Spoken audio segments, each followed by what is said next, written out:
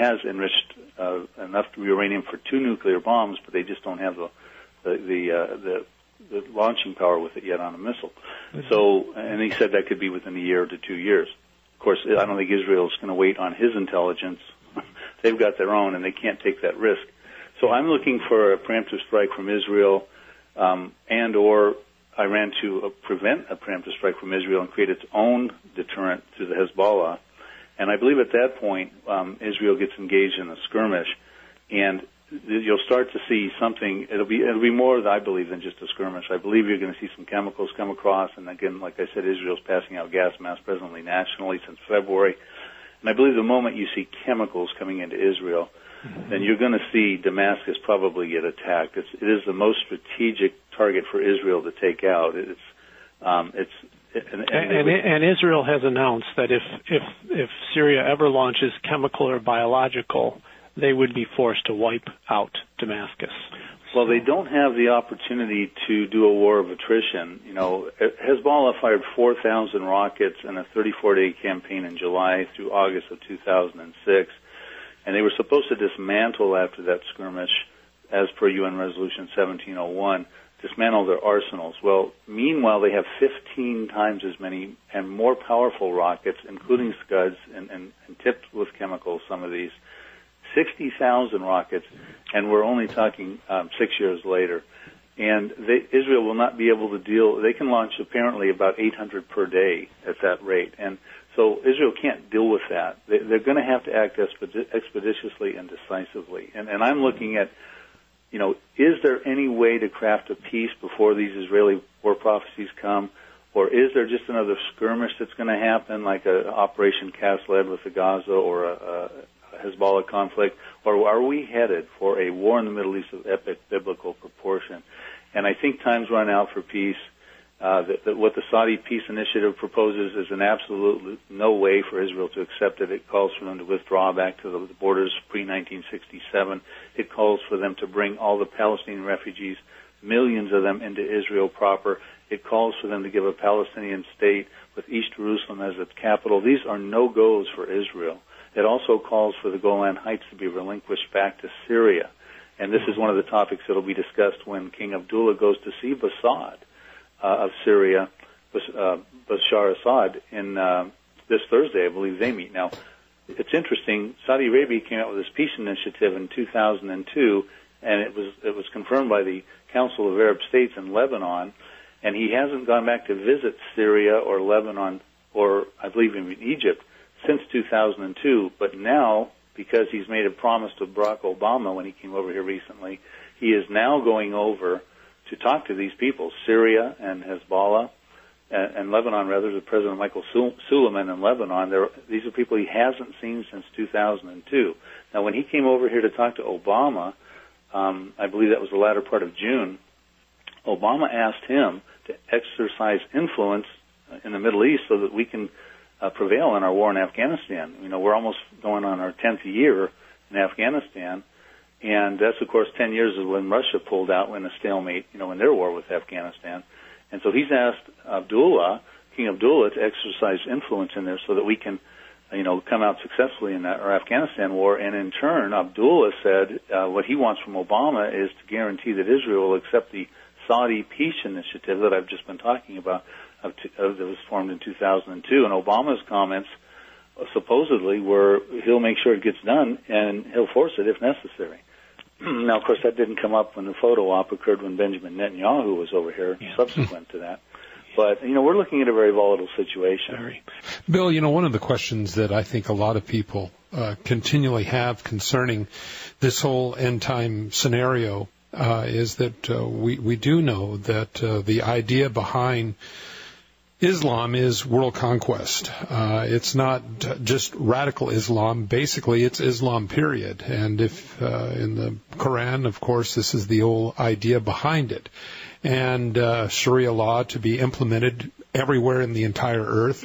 And we have, of course, the idea of the group of people that want to have America a communist state, and then we have the group that wants America to be an Islamic state.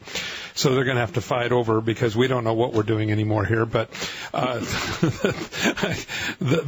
as our borders are overran, and there's nobody that can stop it now. So one of the things I think that people are wondering about with this nuclear threat that Iran poses, how much time do you think we're really talking here? Now, understanding that Israel's, survival. Well, yeah, survival, and also their intelligence is much better than probably anything we have in America. America's already saying, they believe that they have enough for a couple of nuclear bombs. What do you think? What kind of a timeline are we talking here? Well, we have to prepare for it to be immediate, to be smart, and it highly probably will be immediate. And we're talking about something that will probably have very adverse effects for all of humanity if it opens up a Pandora's box in the Middle East. The first couple things that could happen is Iran could shut down the Strait of Hormuz. They've already threatened to do that. So they threatened that in the event of an American or Israeli strategic strike, that they would shut down the Strait of Hormuz, and that it also was reported on Newsmax.com that Iran has sleeper cells throughout our country, and that they could start to put together, mass suicide attacks and hold America hostage. It sort of talks about in the article. So, Brett Stevens for the Wall Street Journal reported on September of 2009 that he did an article called "Obama's Pushing Israel to War." He said that should the war occur, the price of oil could go up to $300 per barrel overnight. Now, it's been closing at about $70 to $80 per barrel. So, we could find ourselves waiting in gas lines. We could, not only be seeing that the BP spill is being plugged, but the Strait of Hormuz is being plugged, and there's an enormous amount of OPEC oil coming through the Strait of Hormuz. It would definitely upset China, who's the two consumer of oil in the world. America's number one. And China relies a lot on the oil that's coming out through the Strait of Hormuz. So we're talking about just geopolitically things that could happen by the end of the year if Israel simply preempts a strike against Iran. Again, this will have a ripple effect over our whole economies, too, because it'll be translated into distribution costs, gas lines. We've run into that in the past as well. I was just recently did a 3-week tour in the UK, speaking and doing some TV over there. And they're paying $1.19 a liter, which is 5 liters to a gallon. So, if we're going to go up to about $10 a gallon, they're going to go up about 4 or 5 times as much as us. Well, let's say about 2 or 3 times as much as us.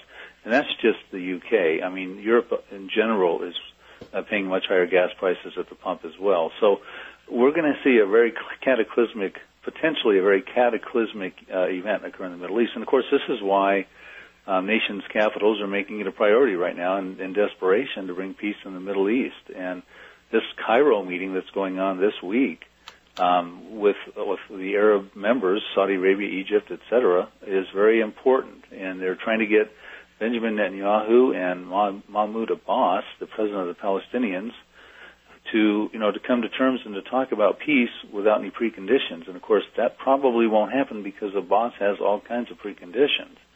So, again, they've been trying to bring peace into the Middle East for the past 62 years. It's gotten Bill Clinton and George W. Bush and now Barack Obama a lot of sleepless nights. And meanwhile, the Palestinians and their friends are no longer just lobbing stones at the Jews, but they have high-tech arsenals that can wipe the Jewish state off of the map. And that's the mandate of Psalm 83.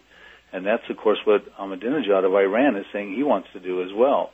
They don't want peace with the Jews. They don't want a two-state solution. They want peace without the Jews, and they want one more Arab state, and they want to call it Palestine. And I think that the sooner the international community realizes this, the better off we're all going to be, and just get down to the nuts and bolts of how this is all going to come about. And the Bible tells us it's going to come about through military endeavors. At the end of diplomacy, wars occur. That's always been the way it is historically, and in the Bible there's plenty of examples as well. So the question is, has diplomacy ended? And are we about ready to see these things happen?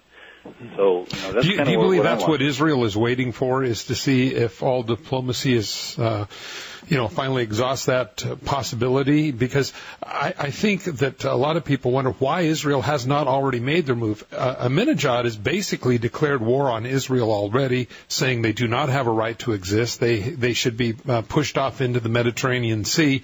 If that was coming from some kind of, person in a newspaper, some crackpot, you would think, oh, well, there's always an idiot around. But when this comes from a president of soon to be a nuclear country saying they do not have a right to exist, it's a declaration of war, I think, in just about anybody's terms. Well, I think that Israel has been holding off to, give sanctions and to give all diplomacy its final effort. It's a very precarious position to be a tiny little Jewish state surrounded by 300 million Arabs that don't want you to exist for the most part. He has to be careful because there's a double standard with Israel. I mean, just look at the flotilla episode. They do one wrong thing and they get international condemnation when, any other nation would probably have done the same thing, like in that flotilla episode. So they have to be very careful, but he is very firm that, he knows what his existential threats are, and he's going to have to act upon them. Now, the commander of the Israeli Defense Forces, Gabi Ashkenazi, has said on numerous times they are prepared to deal with Iran and to do a strategic strike with Iran, and I'm sure it's what he's implying, but that they have to wait for the political go-ahead to do that. And I'm pretty sure that's what's been driving Netanyahu to hold back. Now, I do think, though, the time has run out, and I don't think Netanyahu is going to buy into any of these peace initiatives that are starting to come forward. He's heard them all before. There's nothing new. What comes to mind, Bill, as you're talking is, if there's anyone listening who questions the Word of God, I'm just looking at Psalm 83, written 3,000 years ago, and these confederacy, this nation, these 10-nation confederacy, the words sound just like the terrorists today. Come and let us cut them off from being a nation, that the name of Israel may be remembered no more. And of course, that's what they're saying. Hezbollah, Hamas, not just Ahmadinejad, but really leaders of these terrorist groups, they don't want peace. They want to wipe them off the map. But the Bible not only prophesies that